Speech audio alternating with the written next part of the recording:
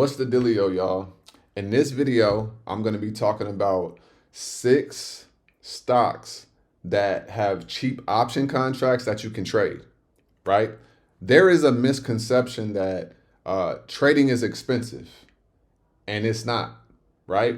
Also, understanding the strike prices and things that can be a little confusing. But I wanted to make a video about stocks that you can trade that you don't have to invest $2,000-$3,000. You can invest a couple $100 and you could flip that couple hundred into, a couple more hundred if you wanted to, if you're in the right play. All right. So I have 6 that I'm going to go over and I'm going to show you how much they cost. So what we're going to do is we're going to start with 2 indexes, right? So we're going to start with the S&P 500 right here. So as you can see right here, I have an option chain pulled up. This option chain, it allows you to choose your strike price, and then it shows you how much it is, right?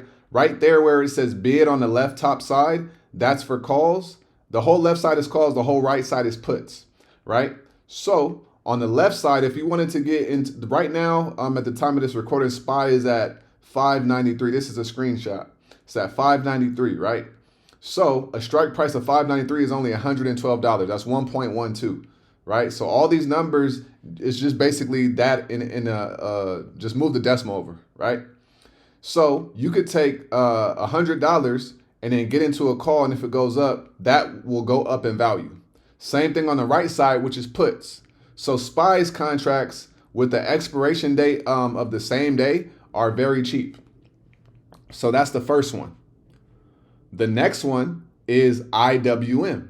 IWM is a small cap index fund, right? So it tracks, it's like the S&P 500, but not of the top 500 companies, more so of small cap stocks, right? So as you can see, very similar. These stocks are less than $100, and you can get 5 contracts, 10 contracts for, let's just say $300, and then you can write it up or you can write it down, right? So IWM.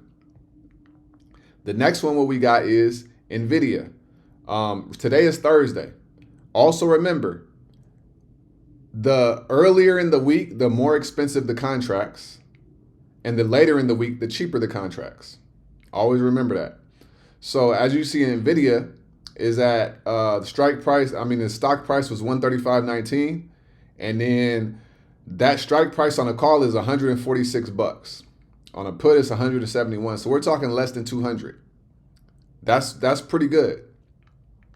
It is Thursday though, and that's why they're a lot cheaper. On Monday, these same contracts or contracts that are close to the stock price could have been like maybe $300. Next, we got Palantir, one of my favorite stocks. Right now, this stock is trading at $70.41. And as you can see, on a call, it was only $121. And on a put, it was $130. So once again, if your account size is $1,000, you could go get two of these contracts. As long as you're on the right side of the trade, you could go make money, right? The next one, we got Sofi. Sofi is a bank. As you can see, the stock price is trading at $16.18, and then a $16 strike price call is only $32, and a put is only $42. So if Sofi goes up and you invest $30 and Sofi gets to $17, this same contract will probably be worth maybe let's just say it might double. It might be worth 60 cents or $1, right? And then you flip your money that way. And then the next one, we got Square. Square is like a PayPal, right? As you can see at the time of this recording, the stock price is trading at $87.02. And then the strike prices close to that money right there that are in the money is $84. And then on the right side, you got $105, right? That's how much those contracts are. And then right here, we got TSLL. TSLL follows Tesla. So if you want to trade Tesla, but you don't want to spend $1,000, $2,000 per contract, then you could get in TSLL, and it's basically the same thing. So it's less risk, but you're going to get the same reward as a Tesla. All right. So as you can see, this stock is trading at $27.97 right now. And the contracts on the left side for calls is $97, and on the right side is $178. That's what the premium is. It's very, very, very simple, right? So that is some stock price, some stocks that you can trade that are pretty cheap. And yeah, as simple as that, right? And also what you want to understand and remember is the bid and the ask and the mid, right? I'm gonna make a different video about this, but don't get faked out on the bids. Some stocks, they have a wider spread, okay? And so it could be harder to get filled. It could be harder to get in the trade, and it could be harder to get out of the trade because the spread is so wide, right? I'm gonna make another video on that, but I just wanna, mention that and break that down for you. If you go do your own research or just go play with it inside of your brokerage account, it'll make sense. I use Webull for my brokerage account, and I truly enjoy Webull for day trading. All right. And also remember, with option contracts, the beginning of the week, the contracts are going to be much more expensive. And the reason being is because they're more valuable at that point if you're getting the expiration date of that week, right?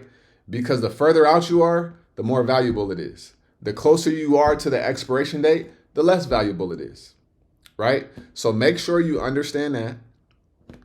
And in the beginning of the week, that same stock price or that same stock, you'll see at the end of the week, it'll be cheaper. And sometimes beginning of the week, you might want to go a little bit lighter on your position sizes or lighter or heavier. And then the end of the week, a little bit lighter. I know some people go heavier beginning of the week, lighter end of the week. Some people go heavier, lighter beginning of the week, and then heavier at the end of the week. It truly does just depend on your style. But beginning of the week, I like to go a little bit heavier, and then end of the week, go a little bit lighter. But it does depend. I also don't like to get if it's Thursday or Friday, I don't like to get the expiration dates of that week. Right? Just in case. So yeah, so that's what we got for option contracts and the cheap ones right there. So, and also remember, you don't have to get the popular stocks, right? You have to find stocks that make sense for you, that move and have volatility so you can capture those moves, and then you just got to learn how to trade, and then we go from there. All right? So always remember, get out of your head, get into this world. Trading does not have to be super hard and super simple. I mean, it doesn't have to be super complicated. Let's simplify it so that you can get in these trades and start making this money. All right.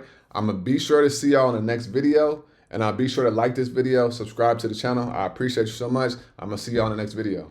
Peace.